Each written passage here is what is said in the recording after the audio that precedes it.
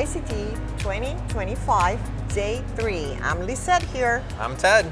The curious Andres Caicedo from South America. Finally found him. Yes. Our ISCT TV finally here. Spanish host made it to the booth. Okay. So today it's going to be a great day, but last night we had the ESP networking and the industry networking all at the Sazerac House, like a New Orleans staple. Yep. It was just fantastic. It was so much fun.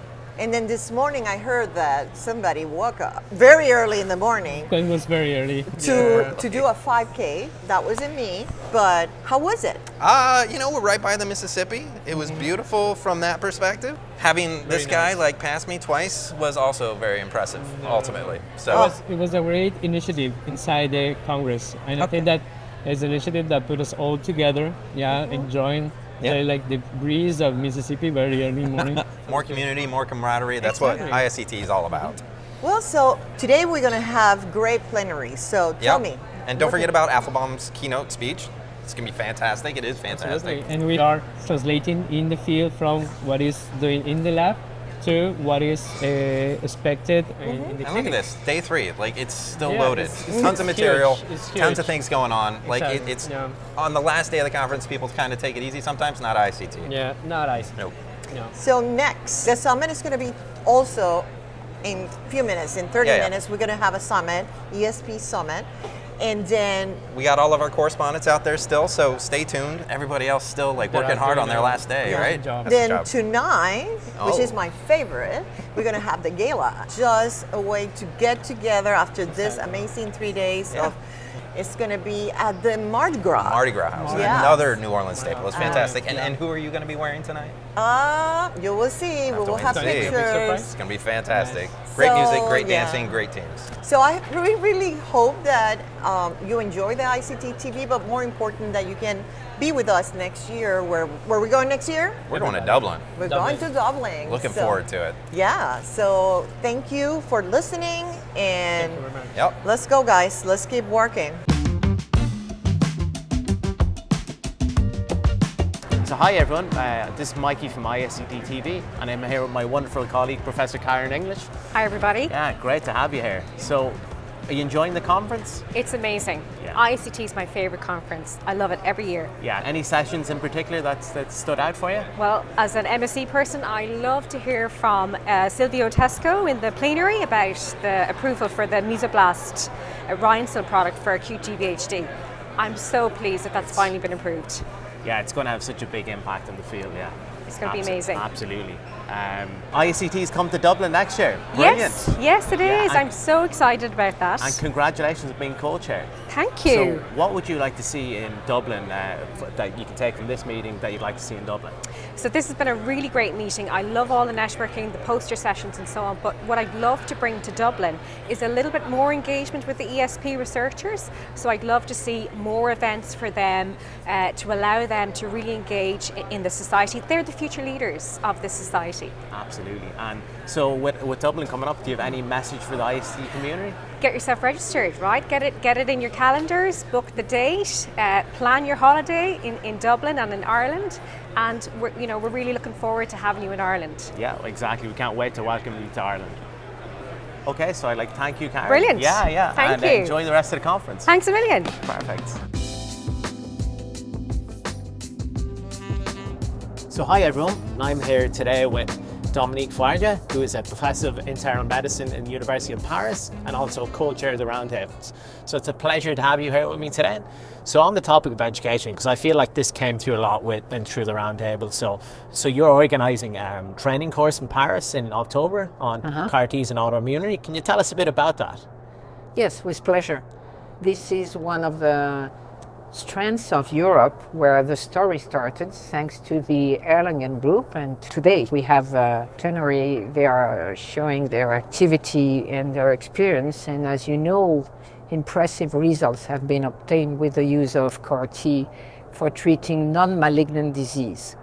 It is a narrow field because probably not all autoimmune disease patients will benefit from this therapeutic approach, but in a subgroup of patients who have very severe, rapidly progressive disease resistant to standard therapy, we have been all fascinated by what we see. Basically, at least in lupus, it has been clearly shown now that this approach allows similar results as those we were obtaining in the past 25 years with the use of bone marrow transplantation autologous, which is a more aggressive approach. And there is an important potential. However, before delivering such therapy to patients, we really and definitely have to train the physician and the health worker force, not only the physicians, but those from the conception of the drugs to the delivery, to the pharma, to the technician and the nurses. And that's why putting together all the experts from North America with Bruce Levine, the group of Erlangen with George Shep, and the EBMT, European Bone Marrow Transplant Association with Rafaela Del Greco, and the former Vice President Europe-elect Fermin Sanchez and myself, we decided to try to gather all these experts. So the course will happen in Paris on the 25th and 26th of October. But not only that, this will be kind of a unique new approach for ISCT Europe to try to collaborate on a clever way as a complementary actions with the sister society. And having had the chance to be active for 25 years in a BMT and is in this network of clinicians who are rather on the implementation of the therapy rather than on the development and the process to deliver the drug, we'll have the course, the educational course on Thursday, Friday. And on the Saturday, we'll be able to keep many of the KOL and experts and to update the guidelines that were published a year ago in eMedicine on immune effector cells for the treatment of rare autoimmune disease. And so we have much to do, but the future in Europe are the ASP. The ASPs, yeah, the future leaders, yeah. Yes, so yeah, and hopefully we can increase engagement with the ASPs in the European community, because I think that there is a gap there to do that, and I think that we really need to plug into that. And I will help with that, obviously. Okay, yeah. Thank you so much. But Dominique, it's an absolute pleasure talking with you today, and I really like to thank you for your time, and I hope you enjoy the rest of the conference. For sure. Hi, I'm Mariam for ISCT TV. I'm here in our speaker hall where we're trying to get people's opinions on the most exciting things coming out of ISCT 2025 this year. We got to hear really cool talks on how we're bringing these amazing therapies to places like India, right, and really tackling the problem of cost and patient access. All the progress being made in treating patients, and the newer stuff about the autoimmune is really exciting. The cutting edge advances in cell and gene therapy, I was blown away. You know, I went to the plenary session and I couldn't believe it. Table sessions where you have all the expertise and actually they are like actually discussing like their backgrounds, but as well like their expertise in like industry and cellular therapy. I also loved the poster session because it's where you meet so many people and you can really discuss with them. So it was really a good time. I presented myself a poster and it was really good to talk to a lot of scientists. I think it's the variety of everyone here who has just been incredible. We've got scientists, we have clinicians, we have people who are industry, solution finders, the works. One of the roundtables I attended, the first one I attended actually, was panelists from Uganda, from the Philippines, from India and from Brazil. And that highlights a sense of global community that ISCT brings together. They're bringing new technologies like AI, and I think this year is being particularly important because you see in other fields like AI is very important, but here in cellular therapy is very new. So I think a lot of the sessions that are being made in this year. Also some people doing some interesting work on how do we take these kind of basic images like bright field microscopes and really try to extract even more information and data from that. So I think that really we're starting to push for how can we better use the tools we have and push these technologies forwards to help more patients. Big idea on how gene editing should go and for the next 10 years, and I think it's really interesting to have thought about long-term goals.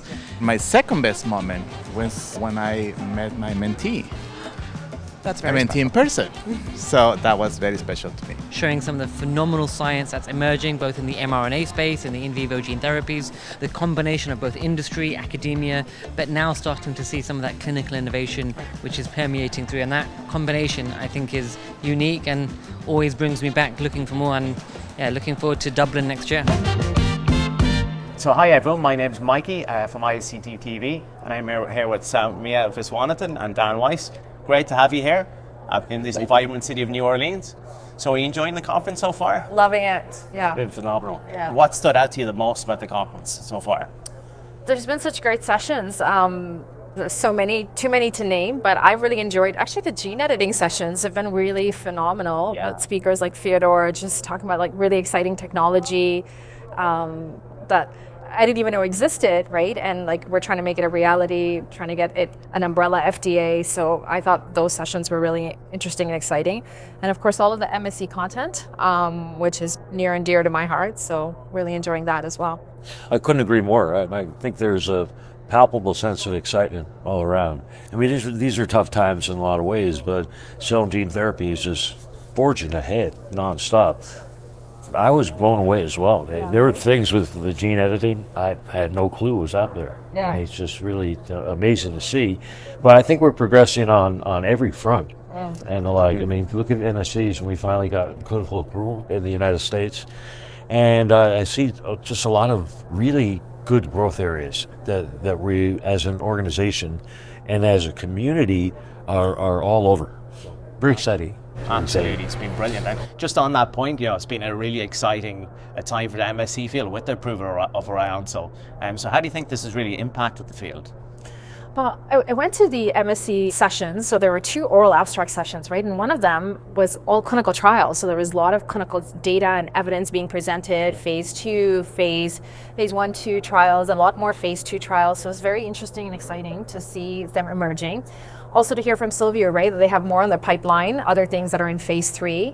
So hopefully this is going to break that whole, it's taken too long mindset, where a lot of other drugs have taken a long time and have gone through an iterative process, right? So it doesn't mean that it doesn't work. So hopefully it'll restore confidence. I think the approval in China this year was also another vote of confidence that came out. So I think a lot of people are talking about MSCs, MSc EBs obviously are always hot, but the sessions have been really good and very clinically focused on that. Absolutely, and I think the approval with the Mesoblast product, that was the kick in the pants we all need, because I mean look at all these years and all these basic science mechanistic insights we've developed, and why haven't the clinical trials been working? And this is an ongoing area of active investigation and thinking. But at the end of the day, we have several out there in the market. And so that's a boost to the scientific community. But realistically, it's also a boost for the investor community. Right? People are going to say, hey, let's take another look. Absolutely, like it couldn't be more exciting. Dan, Xiaomi, it's been an absolute pleasure. Thank you so much for coming out, and I hope you enjoy the rest of the conference. Thanks, excellent. Thank you.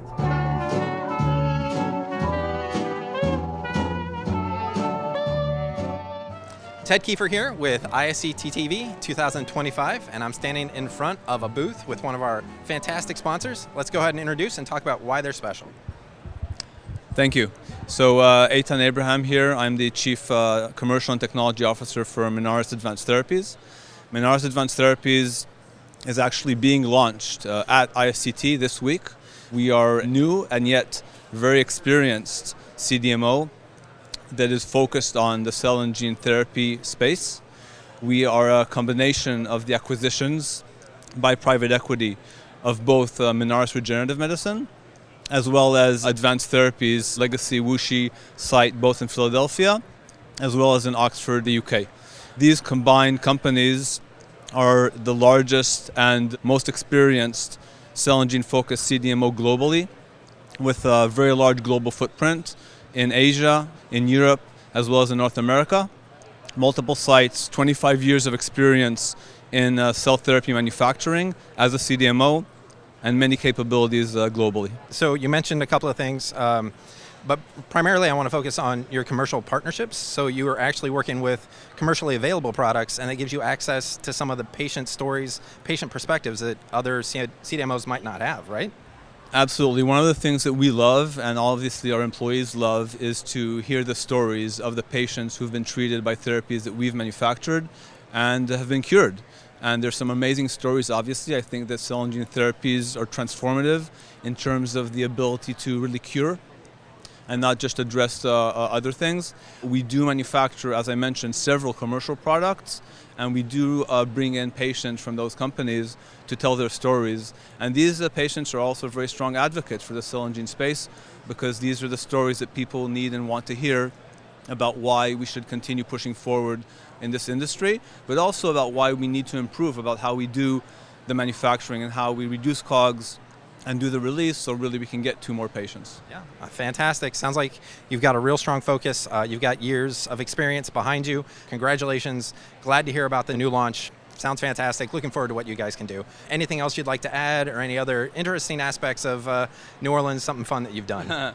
Sure, thank you. So the conference has been great, really great attendance and many vendors, which is always interesting to see where technology is going. And that's actually another area that I would like to focus on, which is it's not just enough for us internally to increase efficiencies and do some of the things we need to do to reduce COGS. We also need to use cutting-edge technologies, right? And that's why we have global process analytical development teams that also do internal innovation, right? So we really need to bring in the latest and greatest in terms of technologies that will allow us to meet the goals of reducing cost of goods, reducing vein-to-vein time, and scaling manufacturing of these therapies. We can manufacture in Asia, we can manufacture in Europe, we can manufacture in North America, but then an additional key component is how do we do the tech transfer? If we're manufacturing in Philadelphia and there's a need for local manufacturing in other geographies, we need to simplify and de-risk the tech transfer. We're fully aware of that, and for that reason, we are doing a copy-paste. We're taking best practices and we're going to apply the same procedures, the same methods, the same equipment, the same SOPs across all of our site. And by doing that, we're really going to accelerate, de-risk, and reduce the costs of tech transfers. Global democratization. It's beautiful. I love it.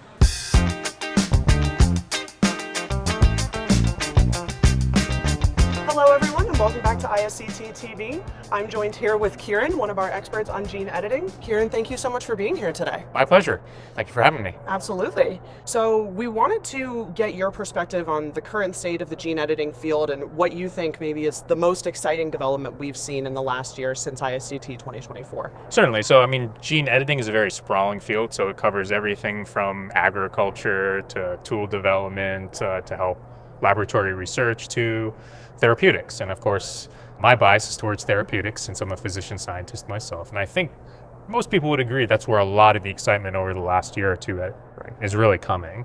We're seeing gene editing drugs having success in clinical trials, right? So it's been a while since the first approved CRISPR therapy for sickle cell disease and beta thalassemia, those approvals came through.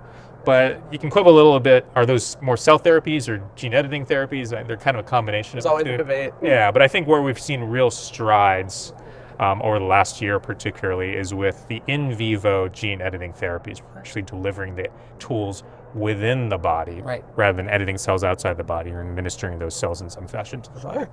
Yeah, it's definitely a very exciting field, and I think we've made so many advancements in the past few years. And specifically here at ISCT 2025, what do you think is sort of the biggest takeaway in terms of our gene editing content? What do you want to make sure that our audience really gets out of this conference?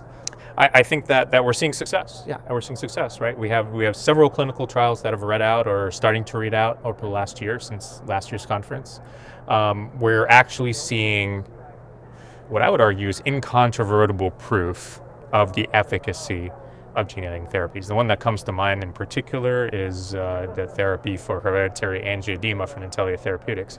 They've actually recently published a randomized controlled trial, which is the highest level of evidence, I think we would all agree, where they had patients who received therapy, patients who received a placebo, and there were very, very clear differences in the clinical outcomes and the benefit that the actual therapy was conferring for patients. We're seeing, for example, treatments for hypercholesterolemia show real evidence of cholesterol lowering or triglyceride lowering or so forth. We're seeing evidence with corrective gene editing therapies, like base editing, for example, a trial with alpha-1 antitrypsin deficiency showing clear signs of clinical improvement in patients who are receiving the therapy. So to me, I mean, this is very exciting. I think the big takeaway is, we've been talking about CRISPR for a while now. I mean, CRISPR gene editing hit the newsstand, so to speak, in early 2013. And there's always been a lot of hype and a lot of promise about how it could transform medicine. I think just this past year, we're really starting to finally see the first evidence that it will transform medicine. And for our patients, that's sort of all we could ever hope for. Exactly.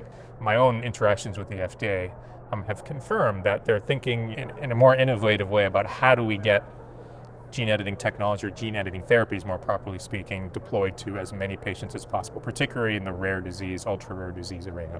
Which is fantastic, and that's exactly where the field needs to be headed. So thank you so much for sharing your perspectives, for giving us an update. We're very lucky to have had you here with us today. My pleasure.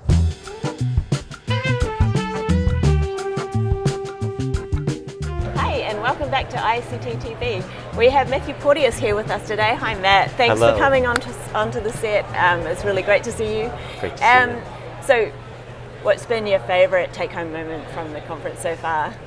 In terms of what's exciting in the gene and cell therapy world, well, first of all, the continued approvals of it's different. Been really rapid. It's been really rapid, and to see that happening has been great across a range of different platforms. Exciting that I think it was last week we got the approval of a gene therapy. Well, it's a gene therapy cell therapy for epidermolysis bullosa, yes, I saw the that. blistering skin disease, where sheets of skin cells are made from the patient's own cells, where they correct the underlying defect, and then you transplant the sheets. So that's super exciting, just to see even a new tissue entering the world of approvals.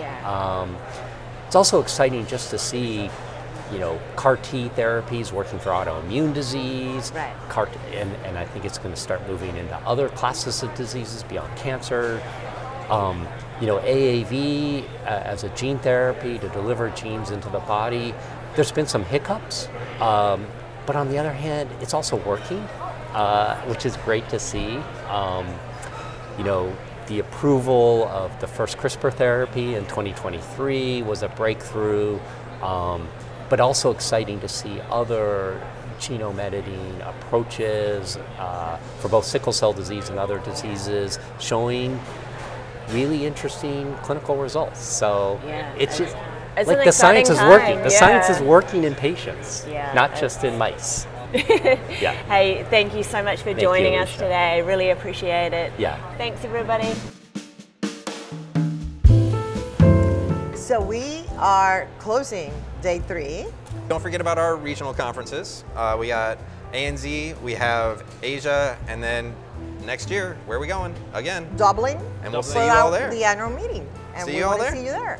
I'm sad that the fun is ending. Yeah. From this perspective, it's been fantastic, and let's see what's next. I'm looking forward to next year in Dublin, and I really hope that if you're not here today or haven't been here this 3 amazing days, that you come next year. Yeah, always fantastic sites. Always collaborative opportunities, always networking, always problem-solving solutions, patient-centered. Like, it's fantastic. Yep. So see you then. Yeah, can't wait. Bye.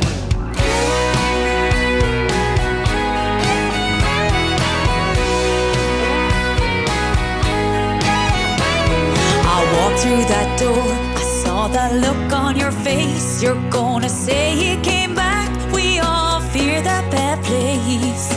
But don't you worry, you'll soon see the light, and we'll never give up, we keep on fighting, that's right. Let's do some research, there are options to choose.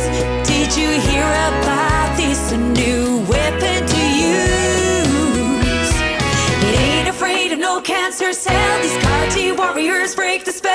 We program to recognize the foe, wash them tumors with our gold. Got a missile, a CAR T cell, a living drug to ring that bell.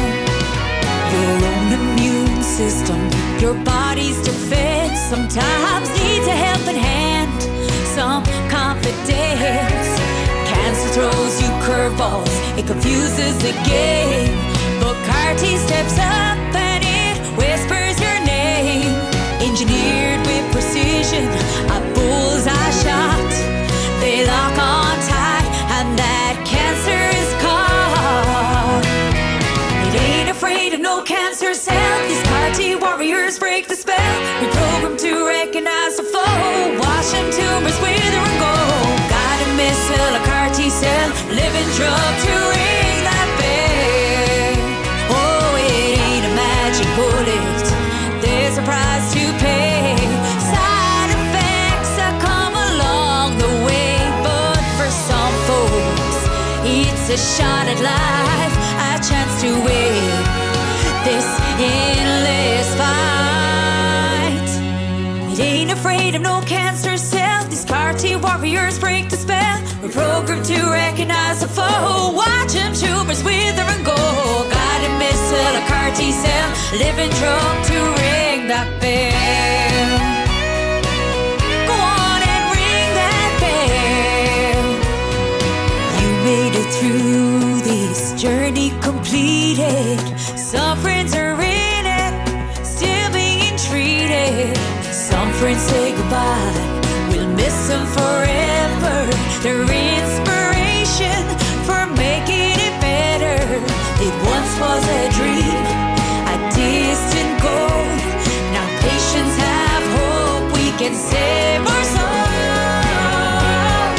It ain't afraid of no cancer cell. These CAR T warriors break the spell. We program to recognize the foe. Watch them tumors wither and go. Guided missile, a CAR T cell, living drug to rid.